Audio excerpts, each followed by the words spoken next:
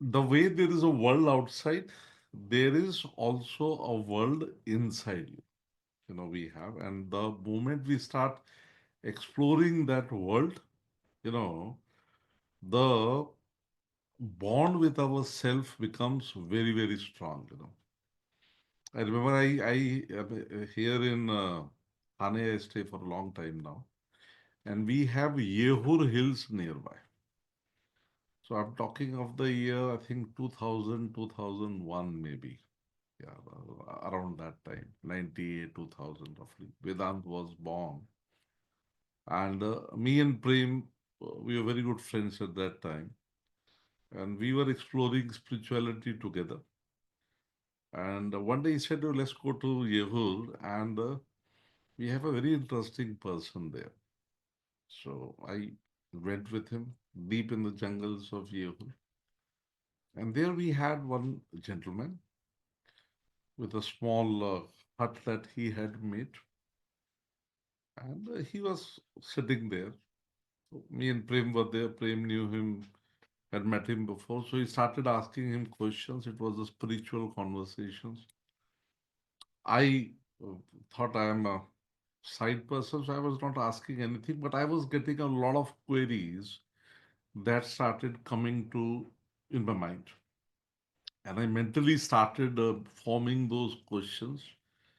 And after some time, a very strange thing happened that I formed a question in my mind and he answered it. And that continued for about half an hour. And then uh, he looked at me and said, "Why don't you ask your questions aloud? How long do I have to read your mind?" And that was a jolt for me that he could read my mind. And then he said, on the deeper level, all our minds are connected. Swami Vivekananda, in his books, the complete works of Swami Vivekananda, I would strongly recommend you read that 7 volumes. They're right there on my shelf.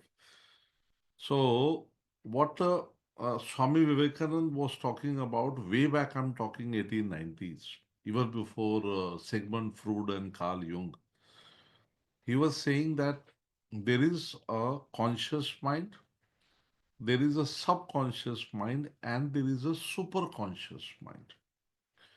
And that superconscious mind, on the superconscious level, all our minds are connected. And if we can, the more we go deeper inside, the more we go towards the superconscious mind. And once we start touching those levels, our personality starts changing from inside. And we become a magnet who attracts everything in his life. In my life, I have done jobs, I've done businesses, you know. I remember I never have submitted any application for any job forever, ever. I never did any major effort to, do my business. It just happened organically because the more you go inside, the more it will manifest outside. We think it is by our outer connections that we will get everything, which is not the case. It is with our inner connections that we will get everything. You know. In fact, today only on Facebook, I just wrote this post. Let me read it for you. You know, this. I'll just share it with you here on this.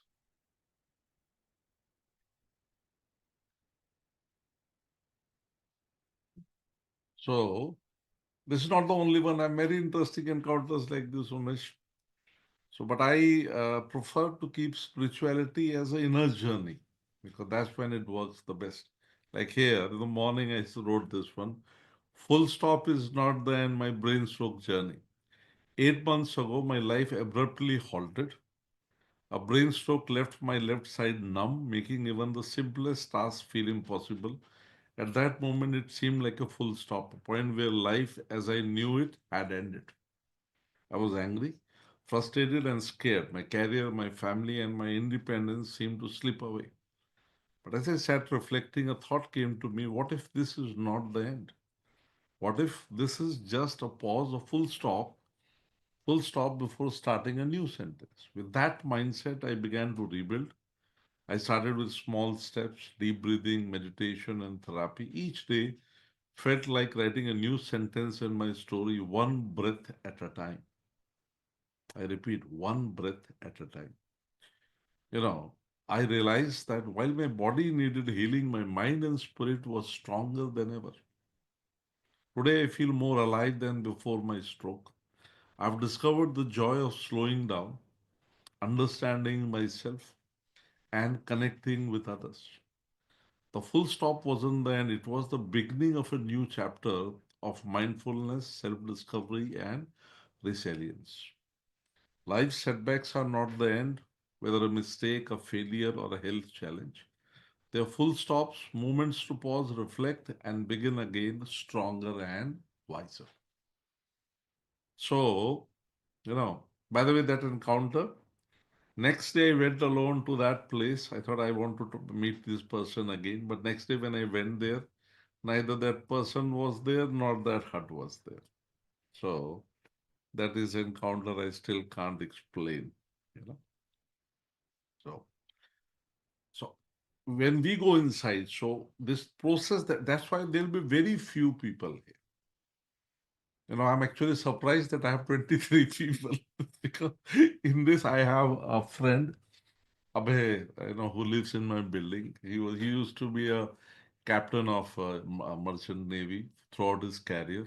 After that, for 15 years, he and his wife they stayed in an ashram and deep meditated. And then he came back into the society, and he had now he lives a more retired life, and he has given me a lot of insights into the mind, the self. You know, And what he says is, and I like him, we're very good friends. So, and he says is, we think we are one person. Because that is a lie. We are not one person. We have millions of cells inside us. And each cell is a unique identity with a unique function and a unique consciousness. Then there are about 50 billion bacteria in our gut, positive and negative, and all of them have their own consciousness, their own self. That means if I just count, we are a few billion beings who are living in this, rented body, which is on rent to us for about 80 years. Are you with me so far? Right? So, and all our discomfort comes because our ego thinks that we own all of them. That this hand is mine, this nose is mine, this lip is mine, that heart is mine. No. All these organisms together have come together to make this body.